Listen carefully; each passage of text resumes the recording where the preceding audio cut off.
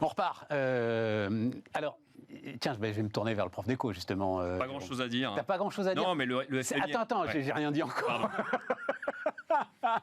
Non, il y a un contraste quand même, je trouve, entre, et d'ailleurs c'est ce que me disent aussi pas mal de chefs d'entreprise, entre le catastrophisme médiatique, voilà, je vais dire ça comme ça, et des prévisions qui sont moins catastrophistes d'ailleurs que le rendu médiatique.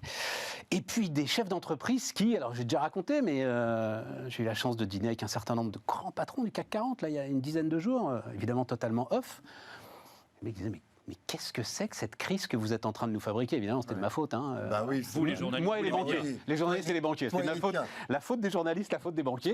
Qu'est-ce que c'est que cette crise que vous êtes en train de nous fabriquer? Les carnets de commandes sont pleins, on pète le feu, machin, etc. Et tout. Est-ce que c'est pas un peu le cas de toutes les crises? C'est-à-dire que les entreprises sont les dernières à voir la vague? Non, je ne crois pas. Parfois, elles sont les premières à l'observer. Mais il se trouve ici que... Je ne sais pas si les banquiers peuvent être concernés, mais les médias, etc., se basent essentiellement sur les prévisions de croissance. Là, le FMI vient de réévaluer les prévisions de croissance françaises à 0,75% pour 2023. C'est pas une catastrophe. Et qui nous dit que finalement, on ne sera pas en décroissance, etc. Donc voilà, et les entreprises, elles voient sur le terrain concrètement ce qui se passe. Donc je pense que peut-être que les prévisionnistes se sont un peu trompés.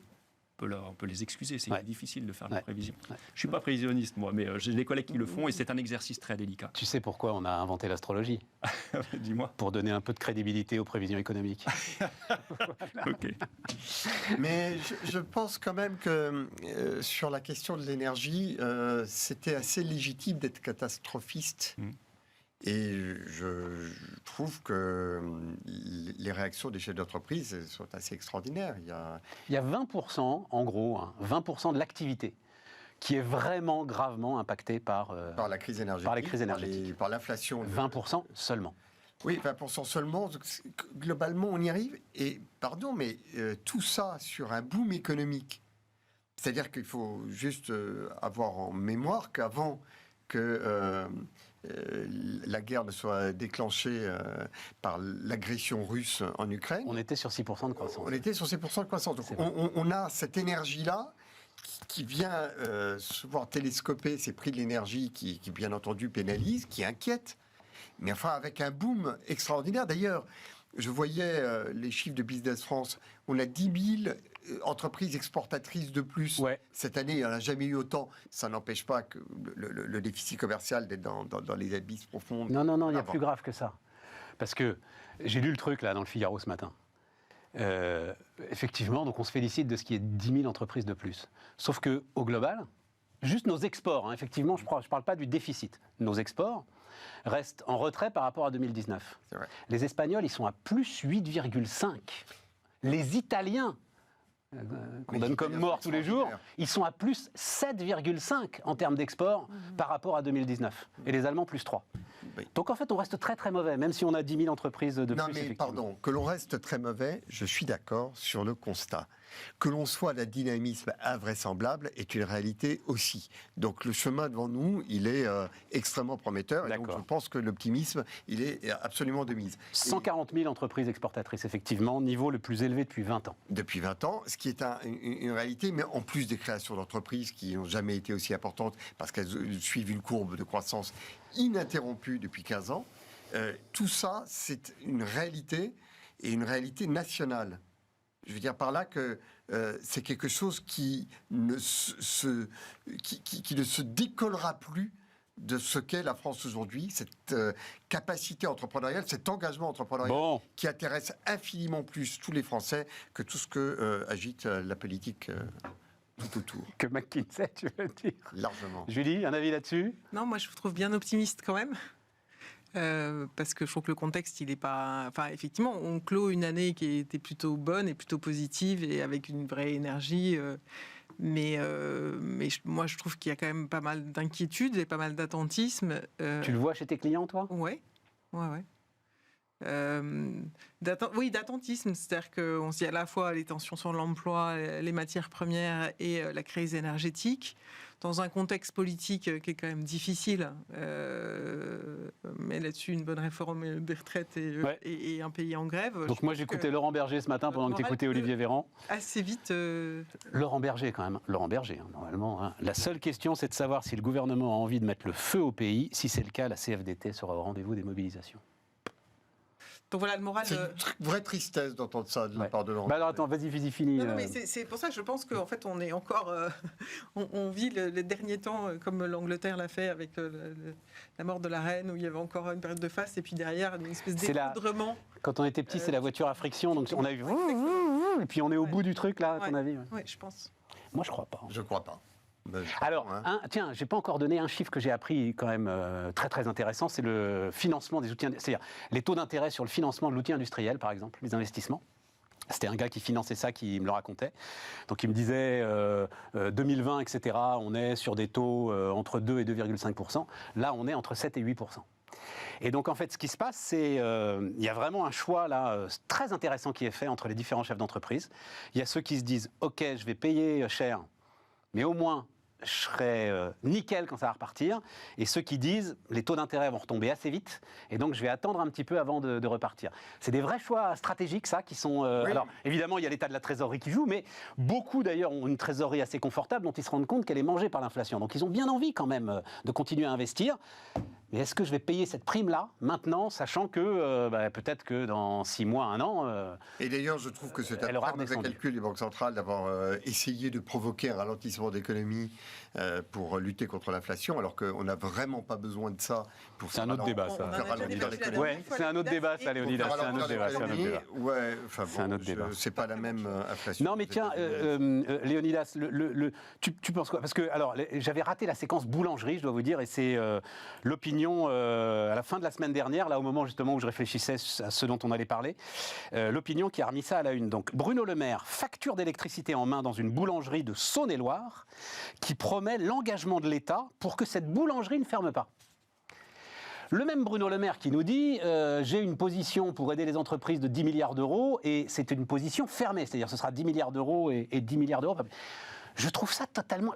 Quand il nous dit cette boulangerie ne ferme pas, il monte la facture, ça veut dire on reste dans le quoi qu'il en coûte. Enfin, il n'y a pas de... Oui, mais Stéphane... Je trouve c'est complètement illisible. Alors, que ce soit difficilement lisible ou difficilement exprimable, je veux bien. En revanche, je pense que ça coûte infiniment plus cher de rattraper la fermeture de la boulangerie.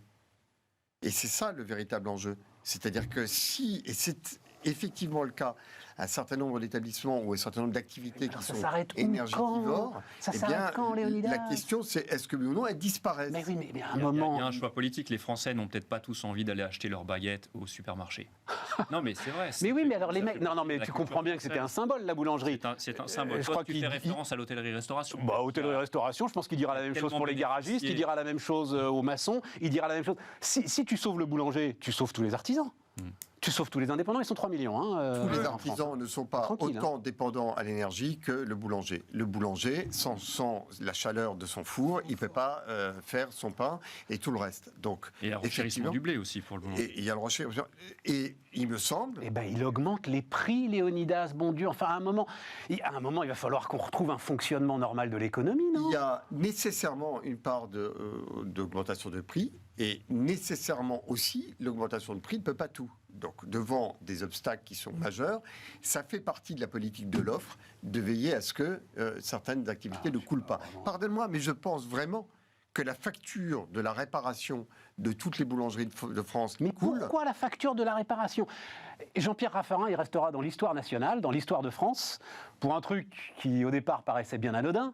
Tu sais, ça a été, quand il était ministre des PME, l'idée que tu ne peux plus mettre boulangerie si tu ne fais pas ton pain toi-même.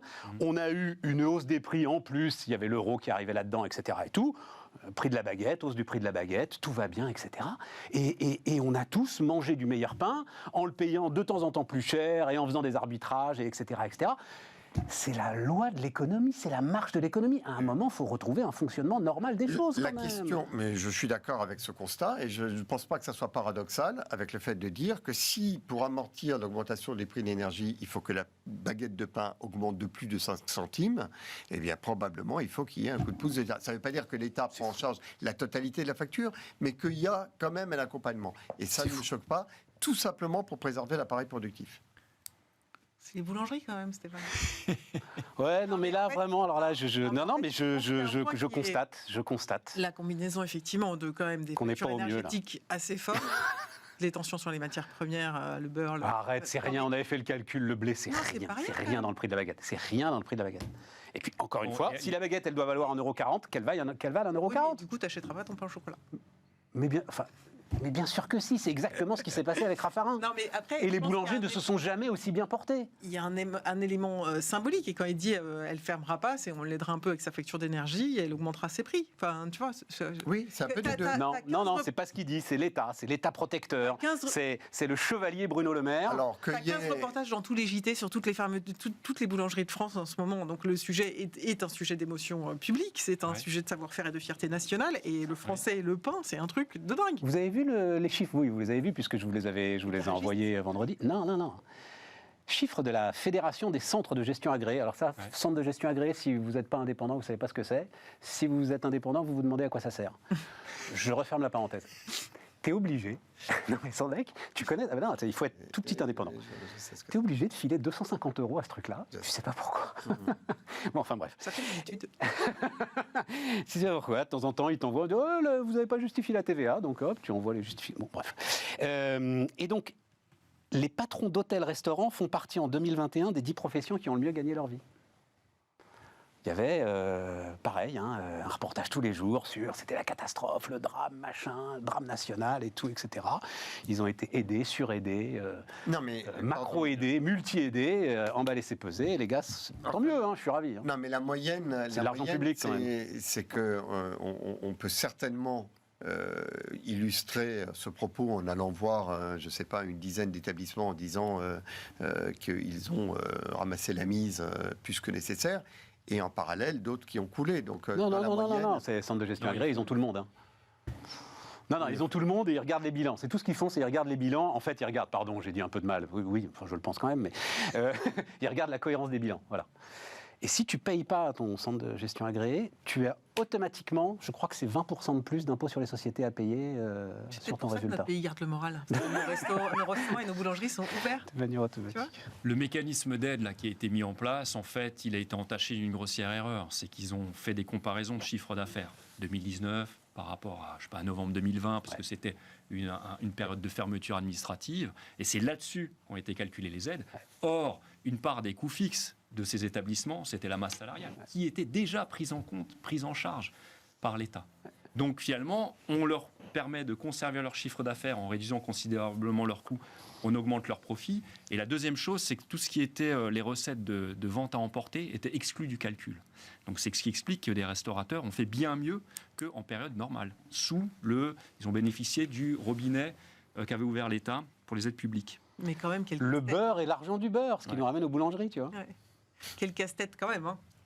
Oui. On était à leur place. Enfin, je veux dire, mais la conclusion, c'est pas de dire il aurait fallu. Tu disais quel récit pour ces éléments et quel narratif entre il faut il aurait fallu les aider, mais avec un meilleur règle de calcul. Et puis d'un autre côté, qui on aide, comment, etc.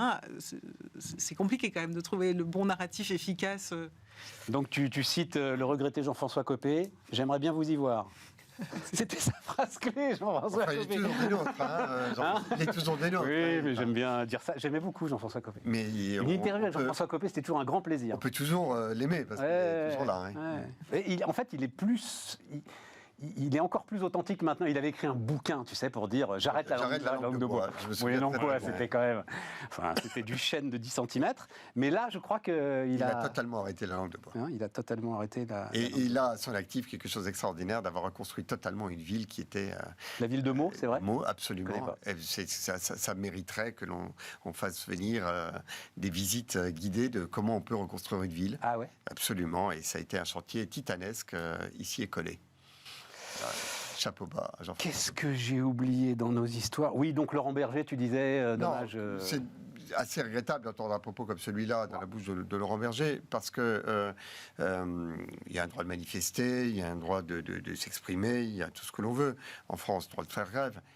Mais de vouloir mettre le feu au pays parce qu'on est en désaccord sur une réforme, enfin, il peut y avoir débat. Et je trouve que cette manière de prendre le pays un peu en otage, en le mettant un pistolet sur la tempe tous les matins, chacun, là pour l'environnement, l'autre pour le social, l'autre... Enfin, pour tout. Je trouve qu'il y a... Une hystérisation du truc. Perte de sens du fait que l'on est un pays et que... C'est très important quand même que collectivement, quel que soit nos points de vue, on se dise le chaos, c'est quand même pas le chemin vers lequel on ira si on n'arrive pas à l'emporter. Donc, pas le chaos. Là, ce qu'il dit en substance, c'est si je ne suis pas suivi dans ma volonté de bloquer, eh bien, j'emmènerai le pays au chaos. Ouais, je crois qu'il veut enfin, je sais pas, tiens, Julie, c'est des choses que tu maîtrises. C'est extrêmement grave. Je crois qu'il veut faire peur, en fait. Oui, il veut faire peur. Bah, je pense parce que toute l'interview ce matin, du coup, que j'ai quand même écouté, il parle de négo. Enfin, il met pas mal d'éléments. Il parle de négo, mais il dit qu'il est tout seul à négocier, en fait. Il dit qu'il est tout seul à négocier, qu'il n'a rien reçu du ministère du Travail. De toute façon, le ministère du Travail n'est pas dans une posture de négociation. Il n'est pas sûr d'avoir été entendu. Voilà. Le ministère du Travail n'est pas dans une posture de négociation. Ils l'ont dit tout de suite. Dussopt l'a dit très très vite. Il est dans une posture de consultation et d'information. Et je vois pas ce qu'il y a à négocier en plus. Enfin, alors on parlait des rapports de McKinsey pour le coup, alors des rapports sur les systèmes de retraite. Non mais ça va, on a 6 ans de rapport, on peut faire des étagères entières de rapports. Je pense sur l'emploi des seniors, il y a quand même des choses à faire. Mais... Oui, mais qu'il y a des sur choses l'emploi à des faire. seniors, je mais pense suis qu'il y a totalement d'accord. Pour le coup, qui indique des choses peut-être qu'il y a des dispositifs un peu coercitifs sur l'emploi des seniors sur les entreprises en échange d'eux, je pense que ça pourrait valoir le coup. Parce qu'on a besoin des seniors. Bien sûr. Pourquoi elle me regarde comme ça, notre ami je l'ai bien pris. C'est moi qu'il faut regarder. C'est moi qui suis peut-être le plus vieux. Oui, sans doute le plus vieux ici. Certain. Est-ce que tu as pris comme une bonne nouvelle? J'ai pris comme une bonne nouvelle, que je le répète assez régulièrement. Donc le texte du Sénat sur la retraite a été voté. Il servira sans doute de base de négociation, justement, puisqu'il a été voté par LR. Et la première génération concernée est la génération 1967. Je suis antérieur. Voilà. Tu échapperas à la réforme, alors. Moi aussi. C'était 66, ils l'ont amené à 67. Bon. Bien, Quoi d'autre? Je sais pas. European Buy Act. Hein? Ah oui. Ah bah oui. Ah bah oui, rien que pour montrer le formidable dessin à la une de l'Opinion ce matin, j'adore. Donc l'Europe en alerte, effectivement. Ça, c'est un sujet intéressant. Regarde, le dessinateur de l'Opinion, je trouve, est fantastique. Pardon, il est formidable. Je ne peux pas vous le décrire si vous m'écoutez en podcast, donc allez voir le journal de l'Opinion. En gros, les Européens pris entre le marteau américain et l'enclume ouais, voilà, ils sont chinoise. tous sur l'enclume chinoise avec le marteau américain au-dessus. Ils sont prisonniers et ils disent « faudrait qu'on revoie notre position ». Donc, les ministres du commerce de l'Union européenne qui étaient réunis vendredi ne veulent pas de conflit commercial, donc malgré, on l'a beaucoup raconté, hein, le plan de subvention important lancé par les États-Unis d'Amérique. Donc, pas de conflit commercial, une course aux subventions serait chère et inefficace. Il nous faut être très prudents afin d'éviter un conflit commercial. Donc on tourne en rond. Et effectivement, c'est l'un des participants à ces débats, c'était sur la souveraineté numérique, qui m'a dit un jour, à un moment, il faut arrêter avec le légalisme et avec l'OMC. À un moment, il faut qu'on fasse, nous Européens, ce que font les autres, c'est-à-dire, oui, on va plonger dans l'illégalité, et on verra bien ce que dira l'OMC dans 10 ans, ou pas d'ailleurs, ce que j'ai appris, et je vous donne la parole après, juste ce que j'ai appris ce matin. En fait, la politique de Trump, la politique de la chaise vide à l'OMC, qui était le scandale des scandales, Trump, machin, etc., Joe Biden continue. C'est-à-dire qu'en fait, les démocrates... La chaise vide. Bien sûr, les démocrates se sont mis dans les... Ils refusent toujours de nommer des juges, donc il n'y a plus de juges au tribunal d'appel de l'OMC, et les États-Unis... Plus de sanctions possibles. Et les États-Unis d'Amérique refusent de nommer les juges qui pourraient être... en charge des dossiers. Mais c'est sûr, Biden, sur ça comme sur d'autres trucs d'ailleurs, discrètement dans les chaussons de Trump, sans que ça sache. Qu'est-ce que tu voulais nous dire là-dessus, Jérôme, sur le Buy European Act, effectivement? Le Buy European Act, ce sera difficile politiquement de le faire passer. L'Allemagne, par exemple, a de grands groupes qui escomptent des subventions américaines, puisque dans c'est l'acte sur l'inflation aux États-Unis qui débloque des subventions. Par exemple, dans le secteur automobile, il faudra que les automobiles soient assemblées sur le sol américain. Donc BMW, Volkswagen, ils attendent de grandes subventions pour déployer ça. Et Siemens aussi par ailleurs. Donc est-ce que les Allemands vont voter un tel truc? Non. Je ne sais pas. Maintenant, économiquement, je peux juste vous dire en gros ce que dit la théorie économique là-dessus, à moins que ça... Vas-y, au contraire. Bon, alors il y a des avantages et les inconvénients. Si ça prend pas une heure, la théorie économique. Pour magistrat, t'inquiète pas. Il y a les avantages et les inconvénients, bien sûr, du recours à des des marchés publics octroyés à des instances domestiques, qu'elles soient françaises ou européennes. Là, ce serait plutôt européenne, et de la subvention aux entreprises. Donc les avantages, on les connaît, ça crée de la demande. L'emploi local, la production locale, donc de la croissance économique. Ça permet aussi de protéger des petits, de leur octroyer des marchés, ce qui stimule l'investissement, ils bénéficient d'économies d'échelle et en fait on les prépare à devenir des grands capables plus tard d'affronter la concurrence internationale. Donc ça c'est du côté des avantages. Il y a bien sûr des problèmes de souveraineté. Actuellement je rappelle que nos données de santé sont hébergées sur un cloud américain, Microsoft. Qui fait de l'optimisation fiscale aussi. Qui fait bien sûr de l'optimisation fiscale. Non mais c'est vrai. Voilà. Maintenant, pour ce qui est des inconvénients, j'ai dit que ça crée de la demande en avantage, mais en inconvénient, c'est qu'on restreint l'offre de l'international à une offre nationale et potentiellement, on attribue des marchés à des entreprises qui sont moins efficaces, plus chères, qui fournissent un service de moindre qualité. On peut se demander pourquoi certaines auraient besoin d'une protection pour remporter le marché. C'est peut-être qu'elles ne sont pas suffisamment bonnes. Voilà. Non, en l'occurrence là, c'est que le concurrent d'en face bénéficie de subventions. Il faut juste se mettre à la hauteur du concurrent d'en face. Exactement. C'est là où, avec une vision internationale, on peut remettre les choses à leur place. Ça contraint les investissements étrangers. Ça contraint le fait de sélectionner des nationaux. Ça contraint aussi le transfert de technologiques et de compétences. Alors là, il faut mieux plutôt promouvoir un partenariat local, de sorte à maintenir ces transferts de compétences et technologiques. Et puis ensuite, alors là, c'est un argument qui est peut-être un peu plus d'arrière-plan, c'est qu'il y a des visions. Ça inverse le temps en fait, parce que la commande publique, faire de la commande publique le bras armé de la politique industrielle, ça inverse un petit peu les contraintes de temps. La commande publique, elle est souvent là pour répondre à une demande de court terme. Et la politique industrielle, elle se mène à long terme. Donc si je reprends mon exemple de logement des données de santé, alors l'Europe prépare le cloud européen pour 2030, c'est très bien, mais c'est une politique industrielle à long terme. En attendant, qu'est-ce qu'on fait? Est-ce que vous préférez finalement que vos données de santé soient actuellement logées par un cloud américain sécurisé, ou un cloud national ou européen qui ne l'est pas, qui peut être sujet à des attaques, à de la perte de données, etc. Donc, qu'est-ce qu'on fait dans le court terme? Là, il y a une tension j'ai vraiment beaucoup de choses à dire sur ce. Ouais, mais justement, non, ne parlons pas. On part pas sur le cloud souverain parce que là, c'est un débat. Pardon, mais ça me fait trop mal d'entendre ça. Il est aussi parce que dans ses multiples casquettes, il y a le grand défenseur du délégué général de l'Open Internet Project. Et je peux pas. En théorie, ça pourrait s'entendre. Malheureusement, moi, je ne demande pas qu'il y ait un avantage européen.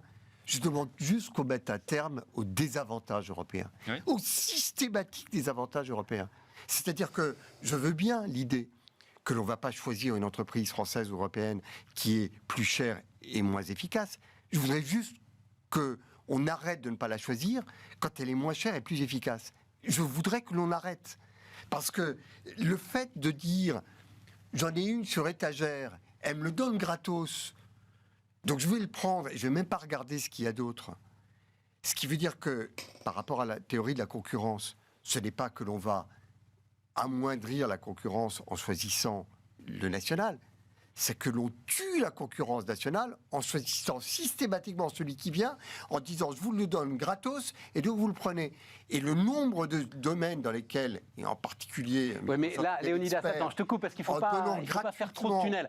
Là, en l'occurrence, le propos que tu tiens est un propos purement de façade, parce que en l'occurrence, sur le cloud souverain, sur le Health Data Project... C'est pas vrai, c'est tout.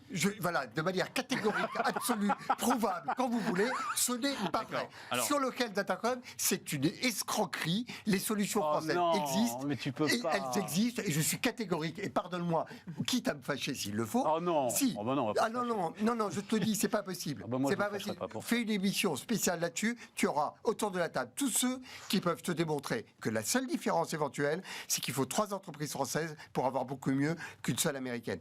La capacité que l'on a on n'arrive pas à les faire cocher travailler totalement, ensemble. il n'y a aucun problème. On n'arrive pas à les faire travailler ensemble. Thales, Orange, SFR, Atos, on a fait des mécanos pas possibles qui se sont effondrés, Leonidas. Alors, je suis désolé, on a fait travailler les Thales, les Orange et les autres avec AWS et avec Google. C'était probablement pas ces partenaires-là qu'il fallait... Non, ça c'était après, mais avant, il y a 5 ans, 6 ans, on a dépensé on a donné presque plus d'argent qu'à McKinsey. Je connais parfaitement cette pour faire un truc qui n'a jamais vu le jour et qui ne fonctionnera jamais. En revanche, effectivement, il y a une certaine paresse intellectuelle et nous, les entreprises aussi ont leurs défauts. S'il faut 5 boîtes pour faire l'équivalent d'une américaine, c'est vrai que les entreprises n'ont pas envie d'avoir 5 interlocuteurs, ils en veulent un. Et effectivement, il faut le coordonner. C'est ce qui est en train de se faire, Dieu merci, sous la pulsion de Jean-Noël Barrot. Mais je suis désolé, on en arrive à tuer la concurrence en choisissant systématiquement les GAFAM. Et en plus, mais en l'occurrence, sur la capacité d'avoir de l'efficacité et véritablement une réponse, j'allais dire, en termes de performance, si on ne les choisit jamais, effectivement, on n'y arrivera jamais. Donc, non, mais il faisait juste un état de l'art, il ne prenait pas une position pour ou contre. Potentiellement mal fait comprendre, je n'ai fait qu'énoncer les avantages et les inconvénients. Je n'ai jamais dit que les inconvénients l'emportaient sur les avantages. Je dirais simplement qu'après, c'est au cas par cas. C'est-à-dire qu'en fonction de la situation qui se présente à nous, il faut bien étudier si les avantages l'emportent sur les inconvénients. Je n'ai pas dit les inconvénients l'emportent en tout cas sur les avantages. Jamais. Non, mais en l'occurrence, on réduit la concurrence en ayant systématiquement recours aux GAFAM qui sont, j'allais dire, sur étagère. Surtout que, compte tenu de leur taille, ils offrent gratuitement. Et Léonidas. Ce que tout dumping fait, c'est que le dumping permet à celui qui a les poches profondes de tuer à jamais la concurrence et l'efficacité. Julie? Non, moi, je pense que le voyage du président là, aux États-Unis va être intéressant parce qu'on voit bien Olivier Blanchard dans Le Monde ce week-end qui disait je crains une guerre commerciale. Geoffroy Roux de Bézieux ce matin disait si on arrive à la guerre commerciale avec les US, pour le coup, qui n'était pas du tout un scénario qu'on aurait dû voir poindre depuis la fin de l'été parce qu'effectivement, on pense que Biden est un grand gentil, mais clairement, de leur côté, c'est assez clair. Je pense qu'à un moment, il va falloir... c'est ce que tu disais, mais je pense que c'est effectivement un peu prendre les armes, quoi. C'est-à-dire qu'on va rentrer quand même dans un système où on va être obligé de durcir le ton. Je pense que le climat... je discutais avec quelques entrepreneurs allemands et je crois que le climat en Allemagne, pour le coup, vraiment tendu. Parce que j'espère parce que BASF qui annonce 10 milliards d'investissements en Chine, Northvolt là, le suédois qui avait voulait implanter une usine une gigafactory de batteries qui finalement pourtant avait largement été subventionnée par l'Allemagne, il va s'installer aux États-Unis où il est encore plus largement subventionné. Et effectivement, avec le fait que aujourd'hui tout ce qui est véhicule électrique, les Américains font des conditions. Je pense que tout ça quand même crée un choc. Alors c'est vrai que l'Union européenne, finalement, on se dit que les crises, c'est pas forcément il y a toujours des moments de divergence, mais ça n'a pas tellement été le cas avec la crise de l'euro, ni la crise du Covid, où la crise a fait avancer l'Europe, en tout cas dans le sens de... Et là, on sent parce qu'on est sur des enjeux économiques, avec une vraie divergence des économies, on a du mal à se mettre d'accord à prix du gaz sur tout un tas de sujets. Donc, la vraie question, c'est est-ce qu'on va pouvoir... saisir cette crise en se disant maintenant il faut qu'on se muscle. Mais... Et tu crois quoi? Tu es optimiste sur le truc? Parce que regarde, quand les Allemands sortent leur plan à 200 milliards, dont on ne sait toujours pas d'ailleurs trop comment il marche, tu as quand même des cris d'orfraie dans tous les sens, avant qu'à un moment, on retombe un peu et qu'à Bercy, on dise en fait, quand on regarde le poids des économies, c'est à peu près comparable à ce que nous, on a fait. Moi, je ne suis pas optimiste du tout sur cette histoire. Tu vois, là, la solidarité énergétique, donc Elisabeth Borne est partie à Berlin, honneur militaire, tout ça, machin et tout. Et effectivement, on va être dans ce moment un peu baroque, quand même. Quand on parle de politique industrielle d'État, etc. et tout. Donc, comme nous, on a des terminaux pour le GNL, on va pouvoir décharger le gaz naturel liquéfié, l'envoyer en Allemagne, et comme les Allemands, eux, ils ont les centrales classiques, on va dire, voilà, ils vont nous renvoyer conventionnels, ils vont nous renvoyer l'électricité. Mais quel truc de fou. Ce qui explique pourquoi les Allemands ne veulent pas subventionner les centrales à gaz, parce que ce serait à ce moment-là l'argent public allemand qui, en fait, subventionnerait notre électricité. Voilà. Non, mais on est rentré dans quelque chose qui est un capharnaüm. Mais là, il y a véritablement la nécessité de l'État. C'est compliqué. D'être optimiste. Et quand tu étais face à la Chine, tu pouvais mettre en avant les trucs idéologiques, etc. Moi aussi, tiens, cette discussion avec les patrons du CAC 40, la difficulté, c'est que personne ne va refuser d'aller aux États-Unis. En Chine, il y avait toujours, c'est compliqué, sujet culturel, sujet d'espionnage. Aux États-Unis, tout le monde a envie d'aller aux États-Unis. Ah non, c'est chaud. Bon. Mais l'industrie française et européenne a énormément d'atouts.